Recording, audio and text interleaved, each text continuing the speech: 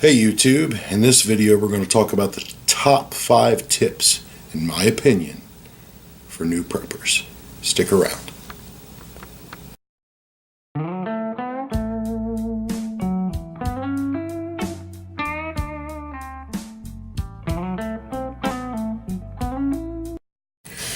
Hey guys, I'm in the garage. It's winter. It's about 38 degrees outside and it's about 45 in the garage. I just turned the buddy heater on. Anyway, welcome to the channel. Just wanted to go over, in my opinion, the top 5 tips if you're just getting into prepping. Chances are if you're watching this video, you're into prepping or browsing prepping videos and you stumbled across this one, and let's talk about it. Let's jump right in. And I have some notes over here I'm going to reference while I'm doing this because I'm not bright enough to remember all this stuff. All right, let's jump right in. Top number 1, acquire knowledge and practice and train with that knowledge. Whether it's weapons, water purification, fire making, long-term food storage, camping, hunting, self-reliance, gear, gadgets, plenty of videos of that on YouTube. But you also can't buy, well, you can, but I wouldn't go out and buy a $100 knife when you don't have any water storage. And that kind of brings me to number 2, which is keep focused and create a budget. If you watch a lot of YouTube videos, especially in the prepping community, there's a lot of channels out there that are just doom and gloom. And you think by watching these videos the world's going to end tomorrow. The world may end tomorrow, we don't know. But chances are you're going to have some time to prepare. So keep focused and kind of stay away from those videos that the world is ending. Oh my God, you got to do this today. You got to buy this product today. Some of these channels are selling products. Some of them just are out there to get a lot of views, to generate a lot of conspiracy theories. And I'm not knocking the conspiracy theories. I'm sure there's some truth to some of that stuff. But if you want to stay focused, you don't want to watch a lot of those videos. And if you do, it's just for entertainment purposes. In my opinion, stay focused on what you're doing. And making a budget is huge, especially if you're married. And stick to that budget because you can't buy all this stuff in a couple days.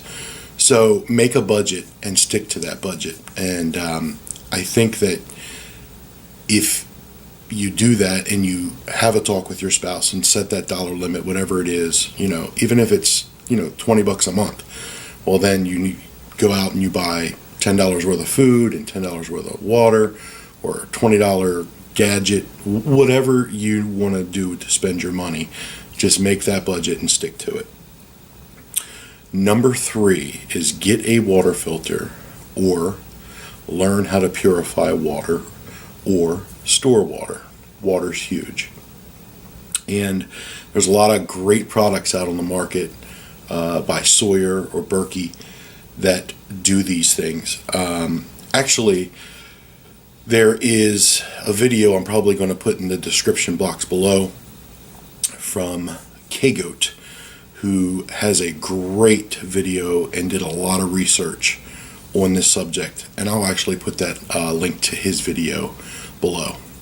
But anyway, water storage, purification, finding ways to do that, knowing how to do that, or having a lot of water stored up is really essential.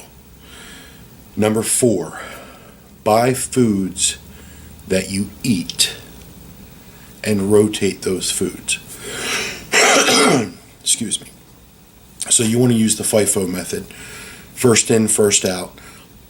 What I do, which helps me a lot, is I actually put expiration dates on my cans.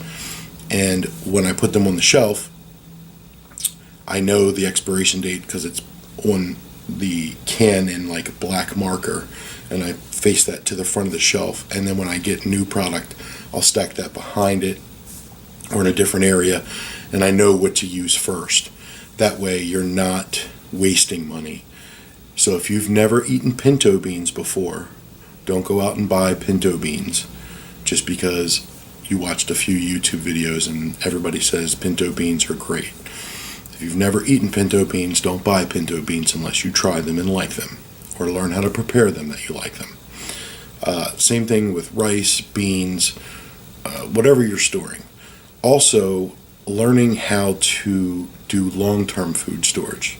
Thousands of videos on YouTube how to do that with Mylar bags. And probably a really good investment, in my opinion, is buying a food saver. That will prolong a lot of the food that you store. And storing those sealed vacuum bags in buckets is a great idea. Man, it is cold out here. Okay. And the last tip that I have for you, number 5, is to get organized and make lists and set goals. So I'm a huge list maker, and that way you know what your budget is that month. You can make a list of things that you need. The other tip that I have, which isn't a numbered tip, but this is part of getting organized, is I highly recommend opening an Amazon account. And even if you don't buy things off of Amazon, they have an option where you can make a wish list.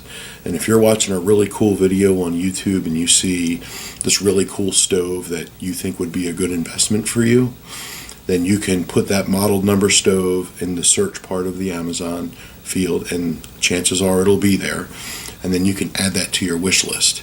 And then when you get the money and you feel that that stove is a good investment at that time, buy the stove. And that way you have a wish list of all these different items that you have without actually making a list. The list is right there for you on Amazon. Also, maybe even buying a label maker can be helpful. And if a label maker is out of your budget, roll of duct tape and a permanent marker will do.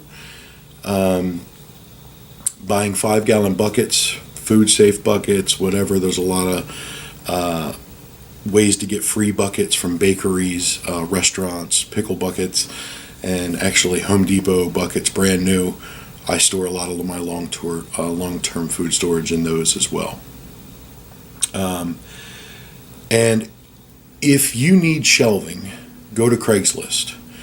You can find all kinds of shelving on Craigslist. People are getting rid of shelving all the time, so look on Craigslist, and not just for shelving, other things too. You can search camping, whatever, and you can find a lot of good things off Craigslist for cheap. So those are my top 5 tips. Acquire knowledge, practice and train. Keep focused, create a budget. Get a water filter or learn how to purify water. Buy foods that you eat and rotate those foods. And get organized and make lists and set goals. I hope this helps, guys, because when I first got started into prepping, it feels like you have to do so much, and I still feel that way. There's always something you need, always something that you want, always something that you feel will make your family safer during an emergency, shit hitting the fan, whatever. So make lists, keep organized, and keep to a budget. It can be very, very overwhelming. I've watched a lot of videos of people that are just getting into this, and I've got a few PMs recently, and I just wanted to make this quick video. I hope that helps. Please subscribe if you haven't already. I would appreciate it. How about a thumbs up maybe? And more videos to come. Thanks a lot, guys. And as always, if you're not into preparedness, you're preparing to fail. Thanks.